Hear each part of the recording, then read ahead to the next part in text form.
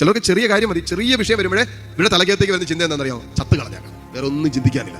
ഈ ആത്മഹത്യയുടെ ദുരാത്മാവ് പെട്ടെന്ന് അറ്റാക്കി പ്രവർത്തിക്കാൻ തുടങ്ങും. എന്നിട്ട് ഈ പിശാച് ഇങ്ങനെ പറഞ്ഞോട്, നീ എന്തിനാ ജീവിച്ചിരിക്കുന്നത്, നീ ആർക്ക് വേണ്ടിയാ ജീവിക്കുന്നത്, നീ എന്തിനെ ജീവിക്കുന്നത്, നീ എന്തിനെ കഷ്ടപ്പെടുന്നത്, നീ ഇത്രയും കഷ്ടപ്പെട്ടിട്ട് നിന്നെ ആരും മനസ്സിലാക്കുന്നില്ലല്ലോ, നിന്റെ കഷ്ടപ്പാടൊന്നും ആരും മനസ്സിലാക്കുന്നില്ലോ, പിന്നെ നീ എന്തിനെ ജീവിച്ചിരിക്കുന്നത് എന്നുള്ളൊരു ചിന്ത ഇങ്ങനെ പിശാച് ഇങ്ങനെ നിരന്തരം കുത്തിവെച്ചിട്ട് ഈ സ്പിരിറ്റ് ഓഫ് സൂയിസൈഡ്, ആത്മഹത്യയുടെ ദുരാത്മാവ് ഒരു വ്യക്തിയിൽ പ്രവർത്തിക്കാൻ തുടങ്ങും. അപ്പൊ അവൾക്കൊരു ചെറിയ പ്രശ്നം വന്നാൽ ആദ്യം തലകത്ത് വരുന്ന ചിന്ത എന്താണെന്ന് അറിയാം? ചാകണം എന്നുള്ള ചിന്തയാണ്.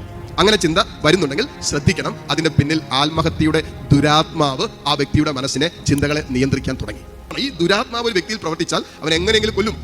അതുകൊണ്ടാണല്ലോ മർക്കോസിന്റെ സുവിശേഷം 5-ാം അധ്യായം നമ്മൾ വായിക്കുമ്പോൾ ലെഗിയോൺ ബാധിച്ചവന്റെ മേലുള്ള ലെഗിയോൺ, ആ സ്പിരിറ്റിനെ, ഒരു കൂട്ടം അശുദ്ധാത്മാവിനെ കർത്താവ് പുറത്താക്കിയപ്പോൾ അതിൽ പന്നികളിലേക്ക് അയച്ചു അല്ലേ?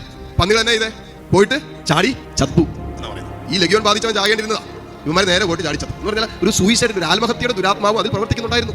ഈ ദുരാത്മാവ് പ്രവർത്തിക്കുന്നുണ്ടെങ്കിൽ നമ്മൾ ആ മേഖലയിൽ വിടുതലിന് വേണ്ടി പ്രാർത്ഥിക്കണം. ഹല്ലേലൂയ.